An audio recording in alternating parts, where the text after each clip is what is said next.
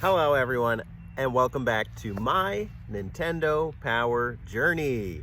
In today's installment, we'll be looking at volume 157 and 198. If you like Nintendo, you got some power, be sure to hit subscribe. I'm covering more Nintendo powers and of course my Nintendo Power Journey. This is installment number 3. Hey, 3 videos to me makes a series. So, hey, welcome to the journey. Welcome along with me. Very exciting. I've been enjoying living history, not just reliving it, because I didn't read a lot of these growing up. So it's been pretty new to me and informative, especially the further back that I go. So this installment with Lost Kingdoms is, I think, the furthest back as far as this video series so far. Volume 157 is from June 2002. So this is an interesting time as far as Nintendo and gaming history, as well as Nintendo Power. This is about a year into the GameCube and the Game Boy Advance. So there's a lot of excitement built up around upcoming GameCube titles. They're talking about Animal Crossing like it's something never before experienced. There's a lot of hype for Super Mario Sunshine. They say it's Shigeru Miyamoto's definitive game up to date. It's really interesting to put yourself back in that timeline. I feel like we're riding a plane back in time right now. You can hear it. A couple other games that there is excitement for are Metroid Fusion, Metroid Prime, Zelda Wind Waker. I don't even think Twilight Princess was announced at that point. And the last one is Wario World. I think that is the big hit up to that point. So that's, to me, the most exciting one. I don't know why. The way that they describe it, I think it just stands out as the most unique. So, I don't know. That's kind of on my radar after reading this issue. There is an issue with this issue, particularly, and just the era, strategy guides. Why is there such an emphasis on strategy guides up to this point? So I was reading the N64 issue that I have, and it was basically the whole magazine with strategy guides. But even this one has so many, for so many games I don't care about, and I don't want the strategy guide for. I'm so used to gaming magazines being more about like previews and interviews and looks at the games as a whole. I'll just read out 4 of them. There's a total of 8 in this issue. Lost Kingdoms. Okay, it's the cover game. You know, I get it. Castlevania, Harmony of Dissonance. Interesting, I'm playing it. You know, I don't really feel like I need it too much, but I can see why it's there. Desert Strike Advance. Okay, you know, don't really care about that series. Metabots AX, Meta B, and Rokusho Edition. Bro, who's even playing Metabots? Why do I need multiple pages in a gaming magazine covering those? And those are just a couple of the examples. There are more to pull from where it's just like, I don't know. I don't even own the game, so why am I getting the tips for it? It's very strange to me. I don't fully understand the concept. And quite frankly, it loses me a bit in the interest factor. I'd rather be interested by, you know, kind of a summary of what the game is about and things like that. But I guess it's just a different time. You're coming off of an era where strategy guides are not available, and they're also trying to promote the strategy guides that they publish. So, I don't know. That was interesting to me. A lot of it's just skimmed over, didn't much care. But there's one section I did like, which was this kind of cheat code corner. They had gone into cheat codes or hidden areas of certain games. And some things about Super Smash Bros. Melee I didn't know. I didn't know you could select the pose for the character by pressing a certain input. I didn't know about alternating the song that plays when you pick a stage. You know how there's backup songs, so there's a way to do that. I didn't know you could start a battle as Sheik in Super Smash Bros. Melee, so some pretty interesting stuff there. They did have a section on Super Mario Advance 2, which is Super Mario World, with a lot of hidden areas. So if I did play that game again, I would go through there. If I do go finish Harmony of Dissonance, I probably would look at the guide here. 2 other sections, the Pokemon Coliseum. I like it conceptually. You submit your team of 6 to Nintendo Power, and they basically rank it. They tell you if it's good or trash. In this issue, they trash on the guy's team. I feel bad because this is like one of the most common Nintendo Power issues you can get, and poor Eric Schneider's getting dunked on for his team. They're like, you should really put a water move on Gyarados, you know, or your Sandslash has normal type moves. What the hell are you doing, bro? But I like it. I think it's cool to see other people's teams. Honestly, I might even just pull from that concept and just start playing more Pokemon and spotlighting what my teams are at any given time. I already toyed with that idea for the Elite Four when I beat Gold and Silver earlier this year, and I just published a short of what my team was. And then they had an interview. This interview was kind of junk to me. It was with the developer for Evolution on the GameCube, and they start the interview with, if you have been living in a cave for the past 6 months, then here's some info about Evolution. It's a hybrid of the first and second game on the Dreamcast. Apparently in 2002 I was living in a cave, or I was 10. But you know, just that kind of writing I think hasn't aged particularly well. Who the hell, Evolution? What? This is not like some like critically acclaimed RPG. I don't know who the hell was talking about it. I hadn't even heard about it until I dug deep trying to collect for the Dreamcast, and I got like 5 games. So take it as it is. The review concept is cool. I like that they have every person review the game with a star system. They have one person write it and then like 2 comments from a couple of the guys. But everybody gives it a star rating. So that's different. I like to get the multiple perspectives on it. I don't think it's fully fleshed out. And honestly, the reviews weren't too memorable, but I think they were smart because what they do is they review basically every game that they give you a guide for. They're milking the content in a sense. You know, for all the games that you got guides for here, they also gave you a review of, I think for the most part. So, not my least favorite issue. I think that Knights still holds that one. But this is up there. You know, I can understand why this is one of the more common ones. We're gonna contrast that. Oh, actually, before we do, I just wanna do a little majority venting session. These things, why do people keep them in their magazines? I understand its value or something, like it comes with all the original inserts. Does this matter? It literally gets in the way of me reading the magazine. It like clutters it. So I tear them out. I'm sure some purists would be livid knowing that I do that, but I mean, these things were made to be read. And quite frankly, if the pages are getting stuck and if I can't finish reading them, I'm gonna take them out. The posters are also pretty garbage, but they take a little bit more work to get out, so eventually I'll take those out. But we're gonna contrast this issue with a great issue. And this is one of the Ty Lord 6. He sent me 6 issues of Nintendo Power. So as I do these videos, I wouldn't mind partnering the ones he sent with one that I bought. This is 198, the earliest issue of the ones he got. And man, what a beautiful cover. Oh, I mean, I know we love Fire Emblem Path of Radiance in the YouTube gaming community, but god damn, I can see why. Ike is a handsome lad. Class Warfare, we're gonna take you to school. Oh man. Winner already. One of the best covers yet. Contrast that with the Cartoon Network junk on the back. Anyways, this is up there. This is a really good issue.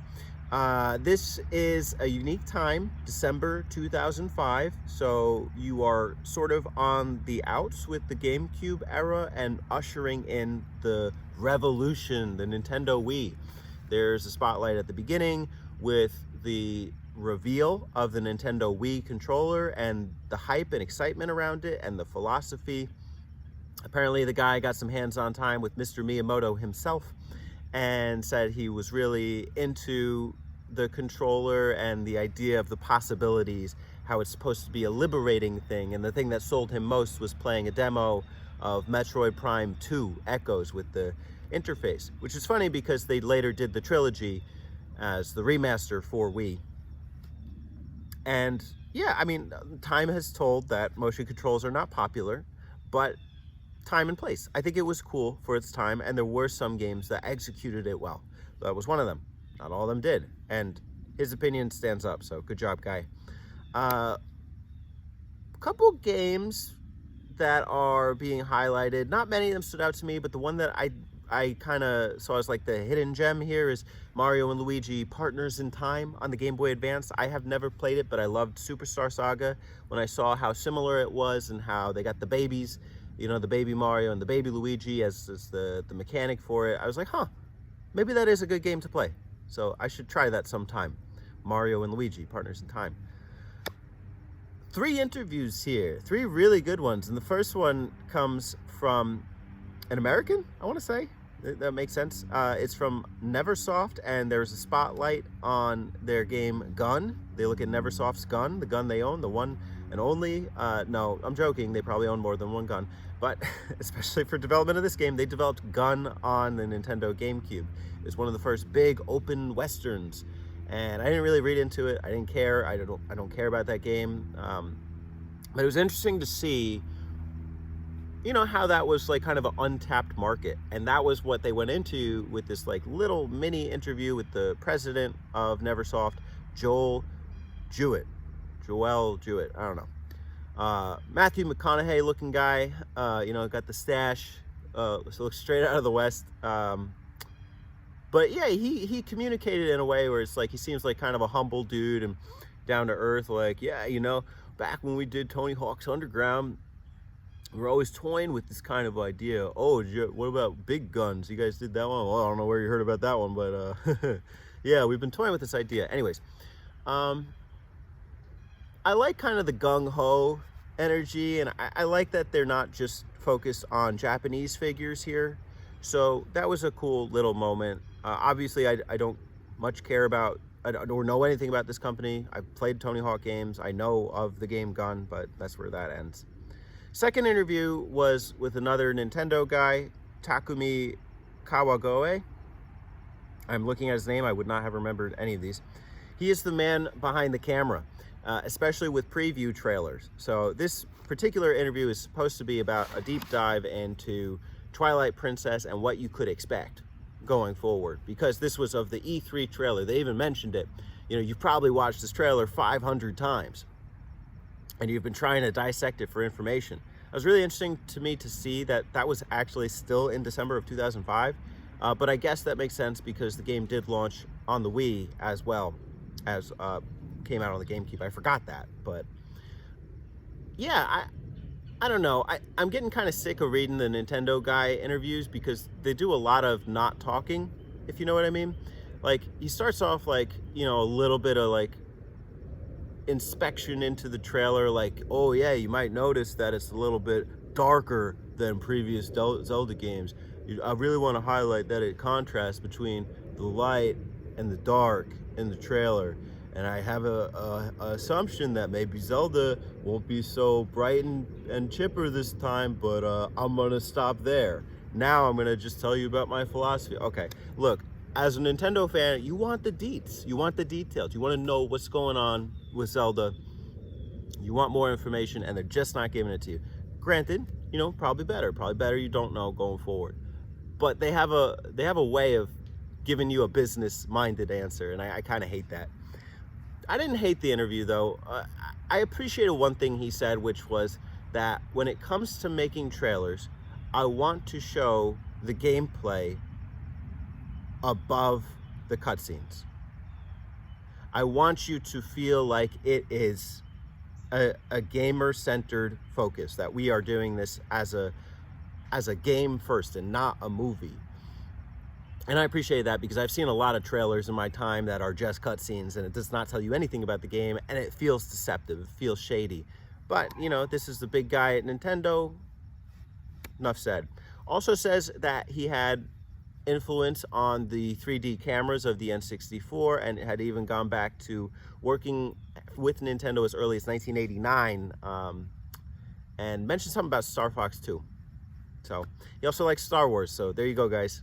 Spencer and Alex, you got a fellow friend, a fellow Trekkie, as they call them. I know that's wrong. Anyways, my favorite interview though is with the president and co-founder of Treasure, developers of games like Gunstar Heroes, Mischief Makers, Sin and Punishment, you name it. But they are doing this interview particularly because Gunstar Superheroes had just come out and also got reviewed in this issue. I really like this one because I don't really know a lot about Treasure, and this one is a bit more of a transparent interview. The guy does actually answer questions. What's it like working with other companies? It's, you know, it's okay. We do get a lot of creative liberty. Do you prefer any over another? No, I've worked with Sega for a long time now, but it's surprisingly similar working between them and Nintendo. Some really good answers, and you could tell that Treasure is like, it's not a tainted company. Like, they continue to make the games they love. They make games that their fans love, and he even ends the interview by thanking the U.S. consumer base. Look, we know a lot of our fans are in the U.S., so we just want to thank you for your continued support. Love that. What a humble guy. Awesome interview. I learned a bit. So at any given time, Treasure would have 4 teams, and each team is given a different game to work on, and they basically get to work on it however they so choose. They basically get creative freedom. That's in their contracts when they even get picked up by another company. They did most of their work with Sega because Sega kept offering them opportunities, especially in the Genesis era. They just finished one game. Great, here's an opening for another one. So that's why there are so many on those consoles. Another comment, 2 comments I like. One was, look, you guys have the most striking visuals. You know, Astro Boy, Omega Factor, one of the most beautiful games on the GBA. Same with the Gunstar Superheroes. So what's the deal? They're like, look, we like to make these games make their console shine. So it's really not about the visuals, but we want to get the best that we can out of the system. So, you know, I appreciate that. I appreciate that, one, you know, you can see it in the games, and 2, that it's being acknowledged here. It's not just, you know, kind of another thing. And then the other one was when developing Gunstar Superheroes, the president, Maegawa, instructed his team not to play the original one back. Why? Because he didn't want them to just try and recreate the original. He wanted them to make this one its own unique thing. So eventually I hope to play Gunstar Superheroes. How? I don't know, but it sounds like it'd be fun. Not too much else in this issue I cared for. Things that I thought maybe didn't age as well. 25 reasons the DS is great. You know, the facts are fine. It's like you get a stylus, great, understand it. Wi-Fi, look, the Wi-Fi's dead. Last fact is, oh, well, number 25, Metroid Prime Hunters, it's around the corner, you can't wait. It's gonna blow you away. You got a little taste of it with first time. Well, here you go. Nope. Don't care. Metroid Prime Hunters is not playable by my standards.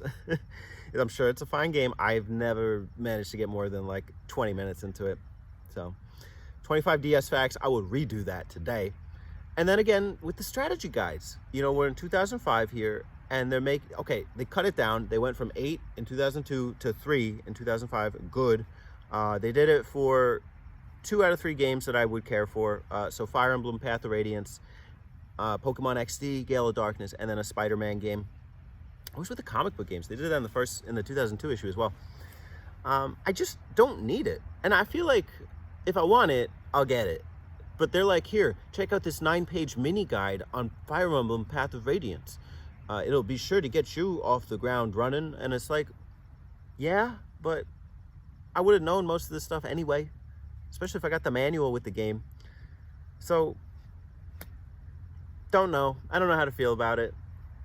It's fine. They can milk the content. It's fine to get some more images of the content, get you more hyped up for it. But again, I want to read about it. I want to learn more about it. And I think it just kind of wastes my time. I think I'm just kind of flipping through the pages.